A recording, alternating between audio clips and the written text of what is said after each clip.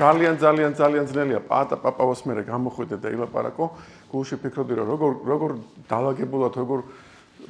კულტურულად, როგორ მე ვერ მოვახერხებდი ესე დამენახა მე გულწრფელად იმასაც ვამბობ რომ აზროვნების აკადემიასთან რამდენი ხანია უკვე მეგობრობთ და თანამშრომლობთ და თემა არ დარჩენია რომ რაღაც არ გაგევხილა და ესე კარგად მეც თვითონაც არ მქონდა დანახული გვერდიდან რამდენ რაღაცას აკეთებს აზროვნების აკადემია მართლა ამათი მასშტაბი ამათი დაუღრელობა შესაშორი არის და ჩემი სრული კომპლიმენტები მიუხედავად იმისა რომ მეგობრები ხართ თვალებში გიყურებთ და სრული აღფრთოვანება ჩემი თქვენ რომ ესე იგი როგორი ყოჩაღები ხართ და რამხელა საქმეს აკეთებთ მოვჩემ გამაბრიყოს და გამოდიო სცენაზეო მითხრეს როდესაც ვილაპარაკეთ რა თემა ყოფილიყო სიტყვის ძალა უნდა იყოსო რა თქმა უნდა შევიცხადე ფილოსოფიური სახით და ვთქვი რომ რა სიტყვის ძალა სიტყვა არ არის ჩემი ფასეულობა ვიძახი ჩემი ფასეულობა დუმილია და რაღაცა ფიქრებში წავედი მაგრამ მე სინდის მამო მიკაკუნა შიგნიდან და მითხრა რომ 20 წელია ლაპარაკში ხაროს თავიდან ფეხებამდე გახოვლი და ეხლა უკვე გვიანი არის მაგის თქმა და ძახილიო ამიტომ ჯობია რაღაცა მოუყარო თავი და გახვიდეო და როდესაც სათაურზე დავიწყეთ საუბარი გამახსენდა ის ფაბულა რომელიც ჯოზეფ კემბელის ფაბულას რომელიც ალბათ ყველა ლექციაში უყვები ხოლმე რომელიც ამბობს რომ სადღაც ერთ მომენტში არ ვიცი გმირი მიაგნებს მოხუც ბრძენს თუ მოხუცი ბრძენი ესე მოჭუტული თვალებით ამოიცნობს დიდ ხალხის მასაში რომელიღაცა კონკრეტულ პიროვნებას და ეტყვის რომ შენ განსაკუთრებული ხარ და მოდი და მე დაგეხმარები რომ აქედან გახვიდე მაგრამ ყოველ შემთხვევაში არსებობს ეგეთი ცნება რაც არის მოხუც ბრძენთან შეხვედრა და ეს მოხუცი ბრძენი რაღაცას გვაძლევს ჩვენ არ ვიცი სიტყვას არ ვიცი კომპას არ ვიცი რაღაცა წერილს არ ვიცი გასაღებს რაღაცას გვაძლევს რუქას რომლითაც ჩვენ ცხოვრებას ვაგრძელებთ და ეს არის გარდამტეხი და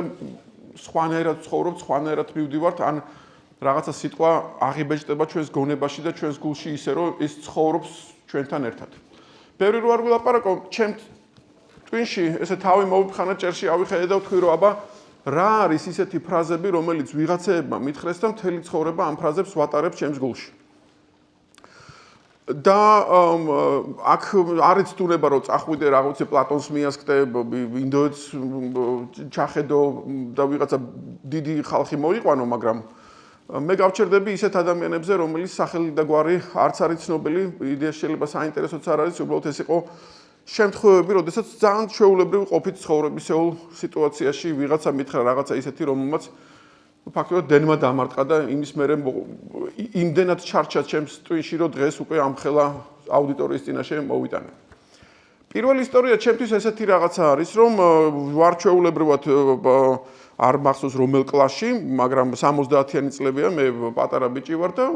წავედი მუსიკაზე, ესე იგი მაშინ კომუნისტების დრო იყო თუ საბჭოთა კავშირის გამო თუ უბრალოდ ისტორია იყო ეგეთი არ ვიცი, მაგრამ მუსიკაზე დავდიოდი ჩემს პედაგოგთან სახლში, რაც შორს არ იყო, მაგრამ ჩვეულებრივად მივედი, ეზოდან ამოსული ამოგვანგლული, მაქვს ასეთი წარმოდგენა რომ ჰოპ ეხლა სწრაფად დაუკრავ და უკან სახლში წამოვალ და ამ დაკვრის დროს ჩემი მასწავლებელი მაჩერებს და მეუბნება რომ მოიცერ წამითო შენო არ უსმენ შენ თავს. და ჩემთვის ეგ სიტყვები რომელიც პრინციპში არაფერს არ წარმოადგენს და ჩვეულებრივი ვარიანტში ალბათ ბევრჯერაც უთქვი ამ ხალხს მაგრამ უბრალოდ ჟარგონზე ვიტყვი გავმაზავდი მაგრამ იმ მომენტში დენმა დამარტყა იმიტომ რომ ესეთი მიწისძვრა მოხდა ჩემს ტვინში რომ ამ ხალმა რა იცის მე ვუსმენ თუ არ ვუსმენ ჩემ თავს. ანუ რაღაცა ისეთი რაც მე მეგონა რომ მარტო მე ვიცოდი და ეს ინტიმურ ზონაში ხდებოდა და ჩემში შიგნით იყო. უცებ აღმოჩნდა რომ თურმე ამას ვიღაცა დამკვირვებელი ყავს რომელიც იდეალურად ხედავს და თურმე მე გამჭვირვალე არსება ვარ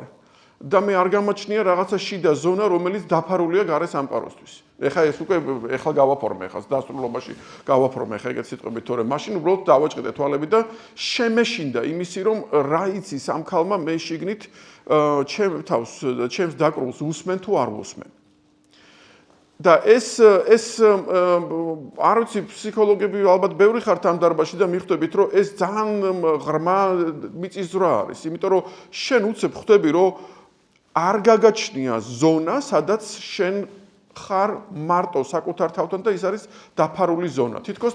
თითქოს და რაღაცა მგიბიძგა რომ 10 ცხოვრება იქნება თავიდან ბოლომდე ტრანსპარენტული. აი წარმოიდგინე რომ შენ ვარს ამბობ რომ რაღაცა დამალული კონდეს. და ეს ძალიან დიდი მიწისძვრა არის. აი დღესაც უყურებ რომ ალბათ ერთ-ერთი სერიოზული სიტყვა იყო. თითქოს და გვერდიდან არ ჩანს ესეთნაირად. მეორე სასწაული რაც ამ სიტყვებმა მოიტანა იყო ის რომ მე ავდექი და მე მართლა მოვუსმინე ჩემ თავს როგორც უკრავდი. და ნუ იქ აღარ მახსოვს რას უკრავდი, მე მგონი რაღაცა შუმანის პატარა პიესა იყო და ტექნიკურად არაფერი განსაკუთრებული იქ არ იყო, მაგრამ რო დავიწყე მოსმენა, მე მომინდა რომ მოიცა, ეხლა მოდი მართლა დაუკრავ. მოიცა, ესე კი არ დაუკრავ. და მე მივხვდი რომ როდესაც ეს დაკვრა დავიწყე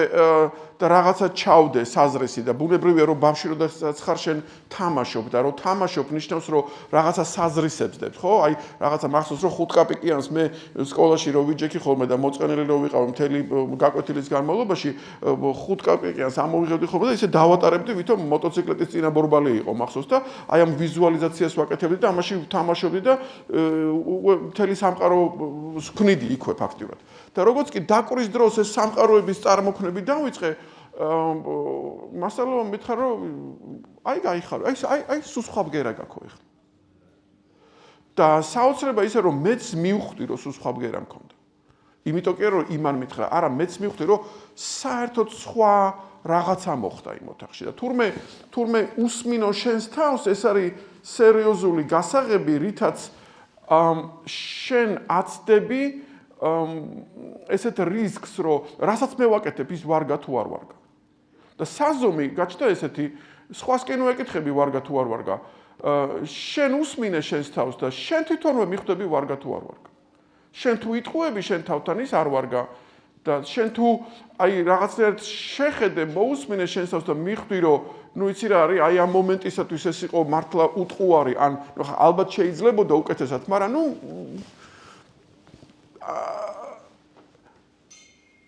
გულწრფელი ანუ ესე იგი შენი სახაზავის კი არა რომ რაღაცა ჩავეტიე დროში ბედნიერი სახეებით მიყურებდნენ დარბაში მძდომარე ხალხი ან რაღაცა ტიკმარკი კი არ გავაკეთე სადაც მე მოვიგერიე რაღაცა ბულეტები რომელიც წინასწარ ჩამოწერილი მქონდა არამედ საზომი არის ერთადერთი და ძალიან მარტივი რომ საკუთარ თავთან მართალი იყავი თუ არა და ფაქტიურად ამითი უკვე მე შემიძლია ვთქვა რომ დღეს უკვე დასრული ამ დროსთვის ეს არის უკვე საზომი რომელთაც ერთადერთი მარტივი საზომი რომელთაც საერთოდ კეთილს და ბოროტს ზომავ შეუძლებელია რაღაცა იყოს სუბიექტური და გულწრფელი და ის არ იყოს ობიექტური ამიტომ ეს იყო პირველი მიწისძვრა რომელიც მივიღე და ამ სიტყვებს მე ვატარებ დღეს ჩემს გულში და ყოველთვის ჩემ თავს ვეუბნები ეგეთ რაღაცას რომ და მიდი აბა და ისე აქვია მოусმინე შენ თავს ო აზროვნების აკადემიამ გამაბრიყვა იმაზე სუფიზმზე და რუმიზე წაიკითხე იქა და ხა რუმის რო კითხულობდა რო არ შევით პირდაპირ ამ ფრაზას წააწყდები და მე მივხვდები რომ შენზეა თურმე ლაპარაკი რომ არის ხმა რომელიც არ იყენებს სიტყვებს და ამ ხმას უნდა უსმინო ხო და ახლა რუმის საფლავში როგორ ჩავძახო რომ გამგები გაიგებს მეთქი და აგერა ვარ და მე მივხვდი შენ რასაც გულისხმობ მეთქი ამაში მაგრამ რეალურად ამაზე არის საუბარი რომ იქ არის რაღაცა სიჩუმე რომელსაც შენ ხვდები რომ თუ მაგას უსმენ მე ყველაფერი თავისით ლაგდება და ბოდიში ჟარგონზე და ჩალეთში ამას აღარ ჭირდება ამის რაღაცა ჩალაგებას ეს ერთი პატარა ისტორია. მეორე ისტორია მქონდა ესეთი, რომ ასევე ვარ უკვე სკოლის ბოლო პერიოდია, რაღაცა მისაღები გამოცდებისთვის ვემზადები, მე უნდა მას ჩამბერებინა მათემატიკა, ფიზიკა და მე მგონი ქართული თუ არ მეშლება და ესე იგი მე ძველი ვარ, ეს საუბარი მაქვს რაღაცა 99 წელზე თუ რაღაც ეს. და თუ სწორად მახსოვს მეცადინეობდი ყველგან სადაც კი ვიქნებოდი და მამაჩემის სამსახურში ვიყავი თუ სწორად მახსოვს და იქ ერთმა კაცმა უბრალოდ გაიარა გვერდით და მითხრა რომ რას მეცადინეობო და მე ვთხარი აი ესე ფიზიკას მეცადინეობ და ფიზიკაში რასო ვაიმე ფიზიკაში რას და თერმოდინამიკას მეთქი და აუ თერმოდინამიკასო და ახლა ამ კაცმა თვითონ ეგრევე მომიყვა აუ იქ რაღაცა ნიუტონის პირველი კანონი რაღაცა მეორე კანონი რაღაცა PV ეწერა მთელი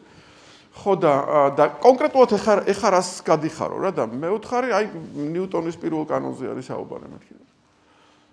ხო და გეხვეწები და გემუდარებიო რა. არასოდეს ცხოვრებაში ფორმულა არ დაიზეპირო. და არ დაიმახსოვრო. და აბა რა უკრა მეუთხე. გაიგეო. და მახსოვს ეს სიტყვები, რომ F-ი რო უდრის M-ას, ანუ F-ი არის ძალა და მასა გამრავლებული აჩქარებაზე, პირდაპირ ამ კაცმა მკითხა, რატო არის აჩქარება და რატო არ არის სიჩქარეო? და მახსოვს თვითონვე ამეცდა, იმიტომ რომ შენ რო დედამიწაზე რო ხარო, სიჩქარესო ხო ვერ გზნობო, ძალას ხო ვერ გზნობო, რომ მიგეკაჩებო, იმიტომ რომ იმივე სიჩქარით ახარო, ანუ სიჩქარე არ არისო ძალო, მაგრამ რო აგაჩქარო, ხო, აი მანქანა რო დაიძრებაო, მაგ მომენტში ხო მიეკრობიო იმასო, რა ქვია, სკამსო. აი ეგ არის ძალაო. ანუ აჩქარებას აქვსო ძალაო და არა სიჩქარესო და აი რამდენი ხანი გავიდა იმის მერე და ეხლა მე თქვენ გიუყებით ამას. და ჩემთვის ამ თავარის კერე რომ აჩქარება და სიჩქარე არის იქ იმ ფორმულაში თუ არა. არა, ჩემთვის თავარი ის არის რომ ერთხელ რო გაიგე ის უკვე შენში არის უკვე ამოუკვე ბეჭდილი, ქვაზე დაწერილი და ის უკვე ხარ შენ, ამის მერე ეხლა მე მთელი ფილოსოფია შემიძლია გავაგზავნო და თქვა რომ თუ მე გავიგე, მაშინ ის უკვე მე გავხდი. კეთილი კაცი სოკრატე თუ პლატონი სოკრატე/პლატონი იტყოდა რომ რაც გაიგე ის გაიხსენე რაც გაიგე ის ხარ აგერ ღრმად პატივცემული ჯალალუდინი რუმი ვახსენე და რუმი იტყოდა რომ რასაც ეძებ ის ხარ ჩემი სიტყვებით ვიტყვი იმას რომ მე რომ მკითხო ანდრო ვინ ხარ მე გეტყვი მე ვარ ის გავიგეების ჯამი რომელიც მთელი ცხოვრების განმავლობაში გამიგია. რაც ვიცი ის მე არა ვარ, რაც მიგზნია ის მე არა ვარ, რაც მაქვს ის მე არა ვარ. აბა რა ვარ? აი რაც გავიგე ის ვარ. ოღონდ გავიგეში იგულისხმება, რომ მიხვდები რატომ არის ესე. ერთი ფრაზაც მახსოვს, არ ვიცი ვის ეკუთვნის ეს ფრაზა, მაგრამ ცოტათი მაზალო ჟღერს, მაგრამ მაინც გეტყვით, რომ когда палец указывает на небо, только дурак смотрит на палец. ხო, ქართულადაც ვიტყვი, რომ როდესაც თითი მიუთითებსო ცასო, მარტო იდიოტი უყურებსო თითს და არა ცას. და ეს სტრუქტურა არის ეგეთი მომენტი, რომ შენ იმას კინუ უსმენ, ვინ რა თქვა, შენ ის მიხვდი, ეს კაცი რო ამბობს ასე, რატო ამბობს ეს ასე და იმ პირველ წყაროზე გადი, საიდანაც მოაქვს ეს ყველაფერი. ანუ წიგში რო წაიკითხავ, რომ ჰიპოტენუზის კვადრატების უდრის კათეტების კვადრატების ჯამს იქ უნდა თქვა, რომ რატო? და შენ მოგიწევს რომ თავიდან დაამტკიცო პითაგორა. და არა მარტო პითაგორა ყველაფერი. რა თქმა უნდა ამაზე პასუხია რომ სადამცალია მაგისთვის. chat GPT-ს ვკითხავ. ის იაზროვნებს ჩემს ნაცვლად და ფაქტობრივად ეს უზარმაზარი თემაა დღეს, იმიტომ რომ თუ ჩემს მაგივრად ვინმე ან რამე აზროვნებს, მაშინ როგორც სუფისტები იტყოდნენ მე მაშინ შენ კი არ ფიქრობ, შაიტან იფიქრებს შენს ნაცვლად, ხო? ანუ სატანაო რა. ეს არის ძალიან სერიოზული მომენტი, ძალიან მიყვარს ამაზე, როდესაც მე თვითონაც ფიქრობ, ეს ყოველდღიური საფიქრალია და სხვებსაც ვაფიქრებ, რომ რა განსხვავება ვიცისა და გავიგეს შორის. და მანდარი უზარმაზარი განსხვავება, ერთი მკვდარია და ერთი ცოცხალი. ვიცი მკვდარია და გავიგე არის ცოცხალი. და რა ვქნა იმისთვის რომ გავიგო? უნდა დაშალო და უნდა თავიდან ააწყო. უნდა დაანგრიო და უნდა თავიდან ააშენო.